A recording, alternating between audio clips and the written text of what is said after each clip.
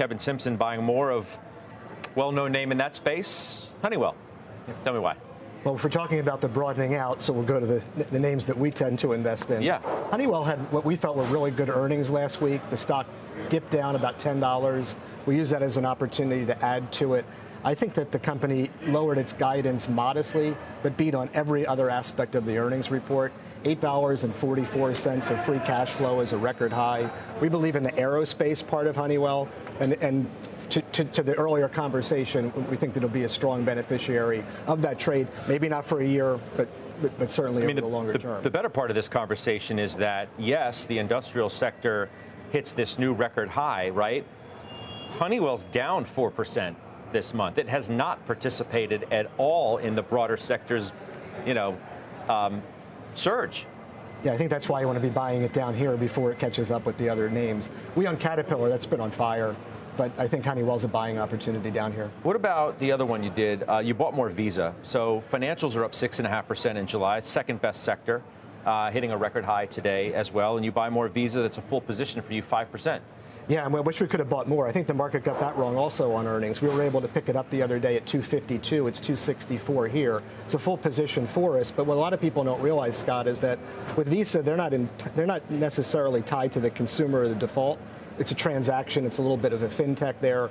This is a company that when you can get that at 250, you want to do it all day long. We also own Goldman Sachs and JP Morgan, strong beneficiaries of the rally in financials. But what you'll notice in both trades is we're buying things that haven't accelerated, and I think they will. Okay. You wanted to talk about this because you mentioned Goldman earlier. MasterCard did beat. So MasterCard helped out Visa for sure.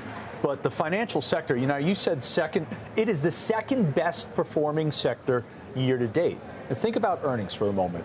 66% of the S&P financial sector has reported 10% EPS growth, 8% revenue growth. We're heavily invested there.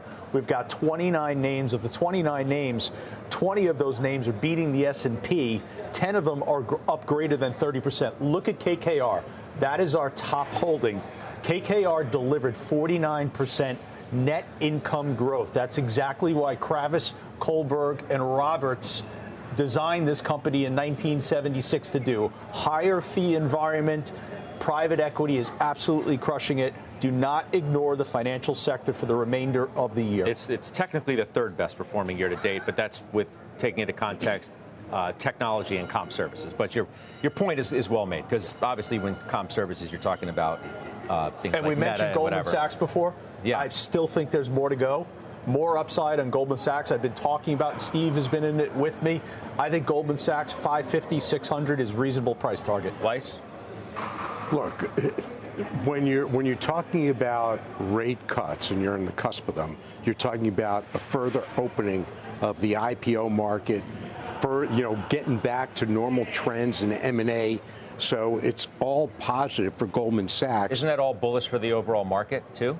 That's why I'm trying to figure out why people suggest that beginning cutting rates, it's not going to be one rate cut. No. But this is where you're really getting in front of it. And you could see some increased capital markets activity coming out of Goldman Sachs.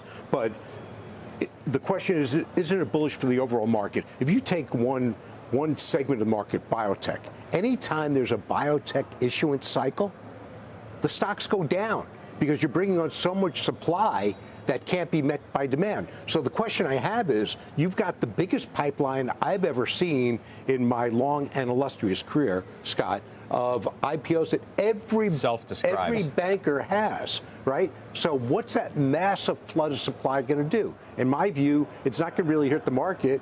You'll just have a roaring market at some point, but you won't get all those deals done.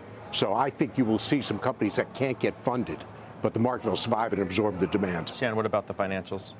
Well, I think that there's a lot of people who've been, I wouldn't say hiding out, but placing their bets, if you will, on the big banks and then other non-bank financials. And that's been sort of the safer place to play. And I still think that what you're seeing now is there's a question of whether it's time to potentially expand that into the regionals.